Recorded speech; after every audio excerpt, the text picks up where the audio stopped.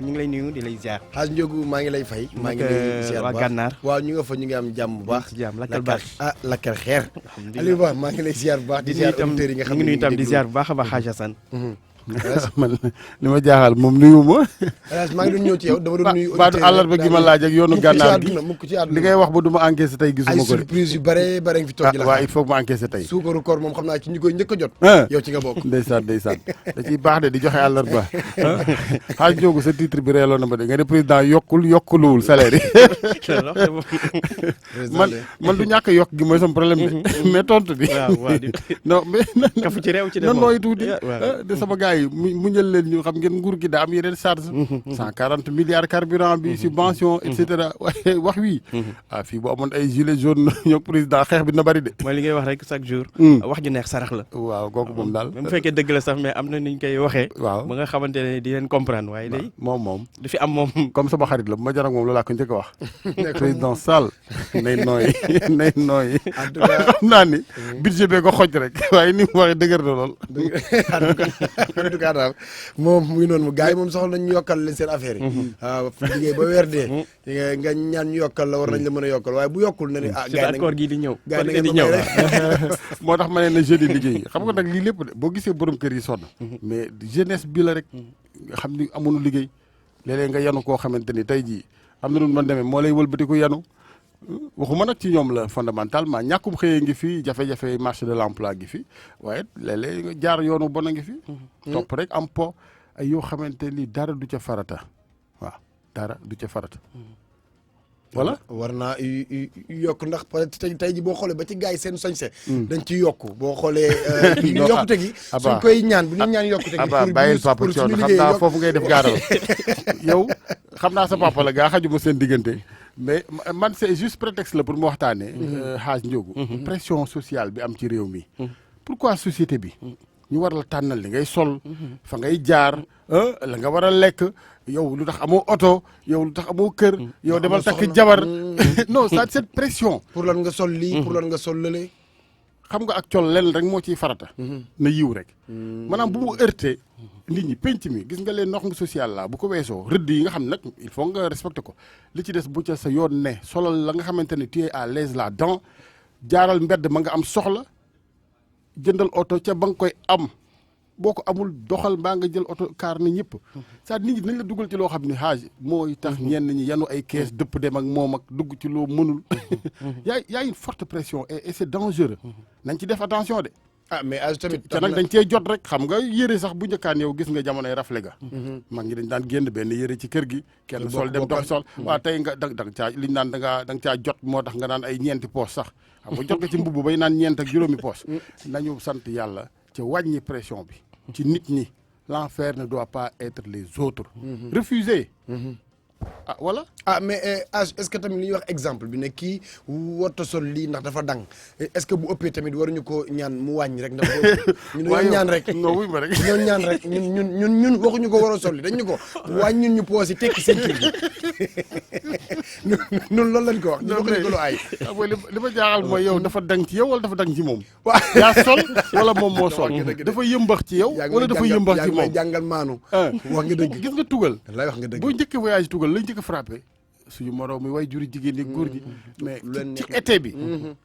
doo sol rabal wala mais parce que rek xam nga fi ñi moo fi sol kilote yow génn ci mbedd mi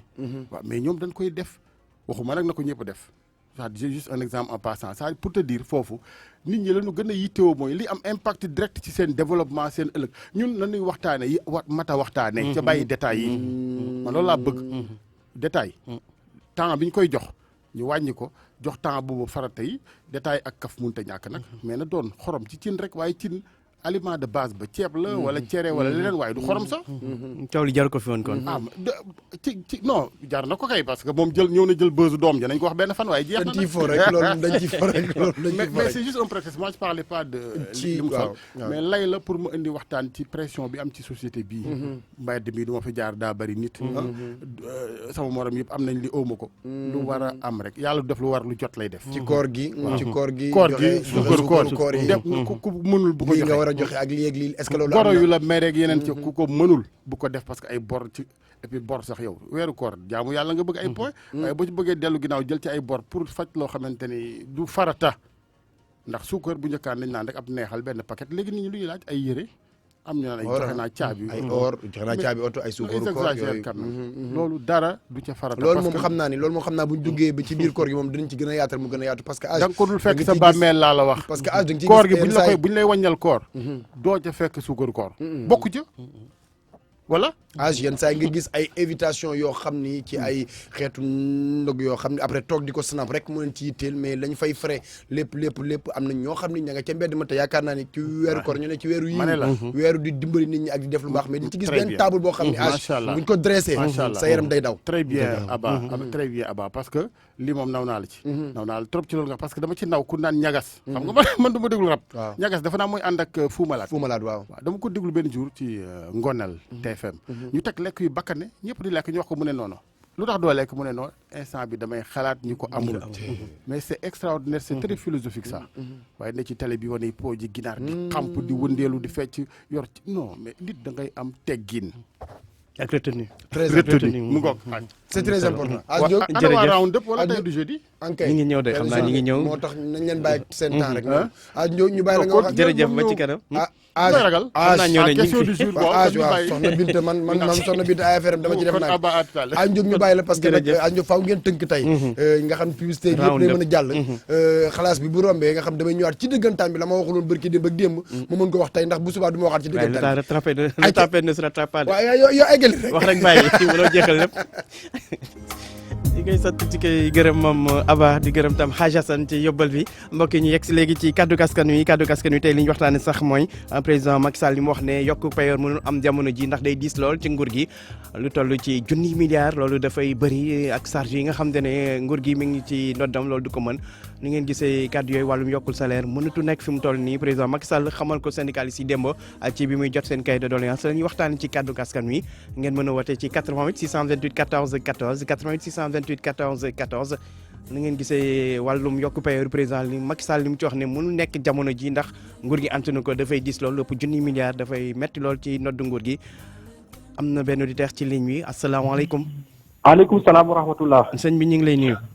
Ndiogou El Hadj Ndiogou Diène. waaw. kii de Umar Sow la. waaw Umar baal ñu wàññi rajo bi rek. voilà dinaa ko fay kay. waaw ok Umar ñu ngi lay déglu. waaw léegi ginnaaw bi ma santeel julli si yonent bi sallallahu alayhi wa sallam man li may wax foofu mooy vraiment son excellence monsieur le président la El Hadj Macky Sall kilifa la puisque wax na la carrément dëgg nit boo jàkkaarloo ko moom wax ko dëgg puisque actuellement dañoo toll ci pays émergence dañoo toll actuellement ci créer emploi mais léegi nag am na ñoo xam ne am nañu ñii am nañ ba pare ñi xam ne amaguñu defe naa balaa nga yokkoon ki am ba pare na nga uta koo xam ne amagul au moins buñ tolloo muy xaw a jégandoo laa la wax man daal damay ñaanal Macky Sall tant que bu muy taxawee ni laa la wax nañ ko jàppale si loolu nañ développer réew mi laa la créer emploi moo gën actuellement di yokku ay emploi wala ñu wàññi dund bi loolu moo gën a ëpp solo ko ñu yokku ci ay salaire employé man loolu côté boobu wax dëggal man ànd naa te moom à 100% laa la wax man dama ko ñaanal yàlla vraiment di gërëm di ko sant di ko ñaanal vraiment yàlla may ko xel ak xol bu mun a yore réew mi ba mun a développer Sénégal mën a dem kanam di ziar vraiment Ibrahima Diaw do bari président départemental bu Vélingara. jërëjëf ñu koy sant di koy gërëm moom auditeur boobu bu amee keneen 88 628 14 14 88 628 14 14 tey waxtaane président Macky Sall li mu xamal kuréel syndicat yi ne yokk payoor fi mu toll nii mënta nekk ndax day diis lool ci ndoddu nguur gi asalaamaaleykum. maaleykum salaam. sëñ bi ñu ngi lay nuyu di lay ziar. Hélas Ndiogou Diène suma xarit suma mag. jërëjëf. Hélas Malika Foray. Laaj Malick ñu ngi lay nuyu. waaw nu mën naa leen trop. ñoo la raw nag waa Foray. Foray ñu ngi fi nuyu suma nijaay Assane Gueye. ñu ngi lay fay. man de Hélas. man li ma jàpp wax li nga mun. lu baax la.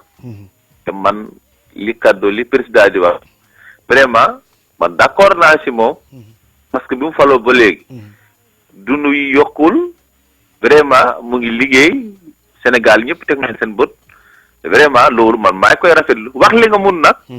yàqul dara li dama jàpp man personnellement loolu yàqul dara parce que def wax li mu mun te aussi boo gisee nguur gi parce que même jël lu mot ay 1600 milliards loolu dafa bari vraiment man maa ngi koy ñaanal si loolu sant ko si loolu di leen gërëm. jërëjëf di leen ñaanal. jërëjëf ñu koy sant di koy gërëm moom El Hadj Malick Ka doon wootee ca Foray bu amee beneen auditeur 88 628 14 14 88 628 14 14 asalaamaaleykum. oui maaleykum salaam. sëñ bi ñu ngi lay nuyu. maa ngi fay Ndiogu ça va. sant yàlla alhamdulilah tur bi ak fay wootee. Ndiaye Piaye. Ndiaye Piaye ñu ngi lay nuyu bu baax di waaw loolu bu ko gisee ñaari mbir moo ko waral.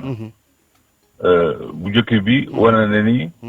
moom amul capacité pour trouver des ressources additionnelles. c'est-à-dire soo weesoo 1000 milliards yi muy fay fonctionnaires yi. dette bi nee na 800 milliards la.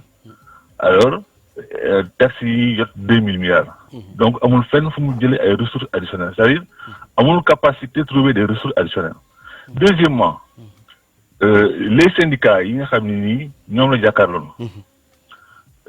Ils ont été avec Wade pendant 12 ans c'est les mêmes têtes ñoo nekk centrale yi. Pendant 7 ans c'est les mêmes têtes ñoo jàkkaarloo président Macky Sall. muy 19 ans. plus les 5 ans yi ça fait 24 ans. On a toujours les mêmes responsables syndicaux yu nekk ci centrale yi. amatul défilé revendication des travailleurs léegi ñoom tous ces secrétaires généraux des syndicats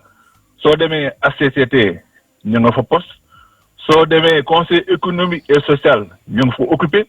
soo demee IPRES ñu nga fa ils sont des présidents de PCA entre autres ñooñu amatuñu la capacité de défendre l'intérêt des travailleurs. C'est parce que syndicat ak pouvoir. mais rapport de force ci waxtaan wi mooy wàllum président ne yokk mënta nekk nguur gi antanu ko. yow mais loolu laa leen comme moom amul capacité de trouver des ressources additionnelles. c'est-à-dire bu fekkee ni moom nee na foofu rek la yemale maanaam pour augmenter salaire yi maanaam ci impôt la ko teg waroon na am xalaat vision am feneen fu mu tirer ay ressources pour mu pouvoir augmenter les salaires. mais loolu la parce que yow sa bulletin boobu am na impôt boo xam ne moom lañ lay dagg ma ko dagg ko keneen bu fekkee ne loolu bëgg yore réew mi ou bien nga augmenter les taxes sur le ciment nga ni da nga bëgg a def créer ay logements augmenter taxe sur le ciment maanaam boo augmenter wu taxe doo mën a def dara mais problème baa ngi à ce niveau donc il faut avoir une vision avoir la capacité de trouver des ressources additionnelles pour pouvoir faire à ces obligations. jërëjëf Ndiaye PA yi ñu koy sant di koy gërëm moom Ndiaye PA yi doon joxe xalaatam ci waxtaan wi bu amee keneen 88 628 14 14 88 628 14 14 asalaamaaleykum. waaleykum salaam El Hadj Ndiogou na nga def. soxna si maa ngi lay nuyu bu baax di ziar. ñoo ngi rafetlu seen émission bi. jërëjëf tur bi ak fay wootee. Je préfère garder l'anonymat. jërëjëf jéggal nañ la ko ayca. Voilà, donc ce que je veux dire, c'est que nous, on parle d'augmentation de salaire, mais nous n'avons pas une augmentation de salaire. On est au niveau du ministère des Finances, hein? On est dans une incompréhension qui ne dit pas son nom, on n'a pas encore de directeur général sur section Bignonec, et le problème c'est que nous, nous avons salaire, mais nous actuellement on est sans salaire, nos salaires sont actuellement bloqués du fait d'une instruction de Abdoulaye Daouda Diallo au niveau des banques. Hein? Donc, dañ ko bloqué instant bi le temps ñun. Ministère des Finances. Je sais quoi. Ministère des Finances. Waaw, ministère des Finances. Xam nga léegi dafa y a un ministère du budget et un ministère des Finances. Un ministère de la coopération ak ministère des Finances et du budget. Donc incompréhension boobu flou boobu la ñu nekk. Donc ce qu'on voudrait c'est que les gens prennent leurs responsabilités. Nommer directeur général au niveau de la direction générale de la coopération et des financements extérieurs. Pour que la situation me débloque, parce que le salaire quand même il est assez sensible. Prendre une initiative de cette sorte-là, envoyer aussi banque, sans compter, sans mesurer l'impact, c'est assez délicat. Pour les pères de famille, il y a les locations à payer, il y a la scolarité des enfants et autres. Donc ils ont pris une mesure pour mesurer. Léegi par rapport à waxtaan wi tam bi wàllum li mu ne yokku salaire fi mu toll nii état bi amul possibilité bi mënta nekk ndax gis nga ne lu jaadu la wala. Bon lu jaadu la lépp waxtaan la rek lépp waxtaan la lu jaadu la donc augmenter les salaires peut-être qu'on peut créer d'autres emplois et ne pas augmenter les salaires ça ce serait une décision noble quand même mais de là à bloquer ñun li ñu ñor instant bi loolu laa amoon ci affaire augmentation de salaire bi loolu laa mënoon avancer seen salaire yi ñu bloqué. mais le message qu'on tient à passer c'est que on débloque la situation. Ne serait-ce que pour les salaires. après leneen di nag ñu xool ni ñu koy defee. ñu koy jërëjëf ñu koy sant di koy gërëm moom soxna soosu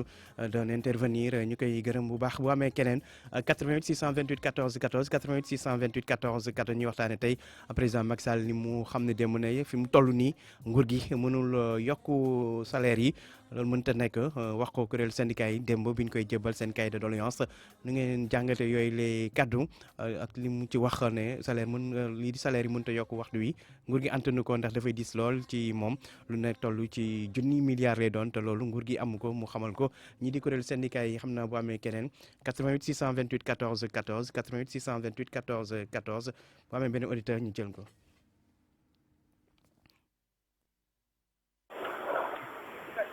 allo. salaamaaleykum. allo maaleykum salaam. sëñ bi tur bi ak fay wootee. waaw maa ngi leen di nuyu waa RFM. ñu ngi lay fay. waaw di rafetlu seen émission bi. jërëjëf. xam nga li ma bëggoon wax rek mooy je crois que ni.